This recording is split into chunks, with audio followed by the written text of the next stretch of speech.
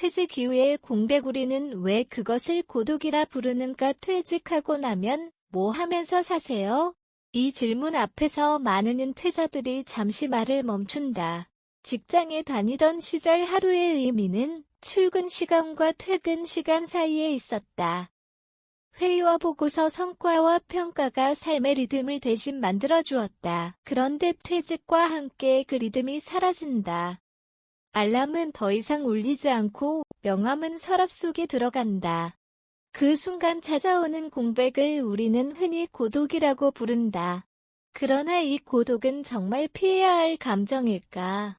은퇴 이후 혼자 사는 삶을 바라보는 사회의 시선은 아직도 불안과 결핍에 머물러 있다. 배우자나 자녀, 직장이 없는 노년의 삶은 외롭고 위태롭다는 이미지가 강하다. 하지만 현실은 조금 다르다. 혼자 사는 은퇴자 중 상당수는 타인의 기대와 역할에서 벗어난 자유를 경험한다. 누구의 일정에도 맞추지 않아도 되고 쓸모를 증명하지 않아도 되는 시간이다. 문제는 혼자 사는 삶 그 자체가 아니라 그 시간을 어떻게 받아들이느냐다. 고독을 남겨진 상태로 인식하면 불안이 된다. 반대로 고독을 선택된 상태로 이해하면 삶은 전혀 다른 방향으로 흐른다. 은퇴는 끝이 아니라 비로소 나를 중심에 놓는 시작이 된다. 은퇴는 늘어났지만 은퇴 이후의 삶은 준비되지 않았다. 한국 사회에서 은퇴는 오랫동안 사회적 퇴장에 가까운 의미를 가졌다. 일은 곧 정체성이었고 직장을 떠난다는 것은 역할을 상실하는 일이었다. 특히 남성 중심의 직장 문화 속에서 은퇴는 자존감의 급격한 하락으로 이어지는 경우가 많았다. 여기에 평균 수명은 길어졌지만 은퇴 이후의 삶에 대한 사회적 준비는 충분하지 않았다. 통계적으로 보면 은퇴 이후 혼자 사는 가구는 빠르게 증가하고 있다. 배우자와 사별했거나 자녀와 따로 사는 것이 보편화되면서 1인 노년 가구는 더 이상 예외가 아니다. 그럼에도 정책과 담론은 여전히 돌봄의 대상, 보호의 대상으로만 노년을 바라본다. 이 시선은 은퇴자를 스스로 무력하게 만든다. 반면 다른 사회에서는 은퇴 이후에 혼자 사는 삶을 하나의 라이프 스타일로 인정한다. 혼자 사는 것은 관계의 부재가 아니라 관계의 재구성으로 이해된다.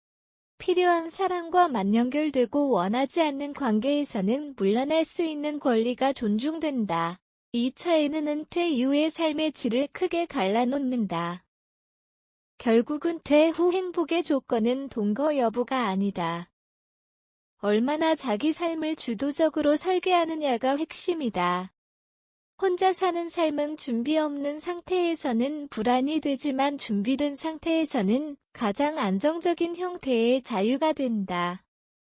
혼자 사는 은퇴자들 불안 대신 자유를 선택하다. 심리학자들은 은퇴 이후의 만족도를 결정짓는 핵심 요소로 자율성을 꼽는다. 스스로 선택하고 결정할 수 있다는 감각이 유지될 때 혼자 있는 시간은 외로움이 아니라 회복의 시간이 된다.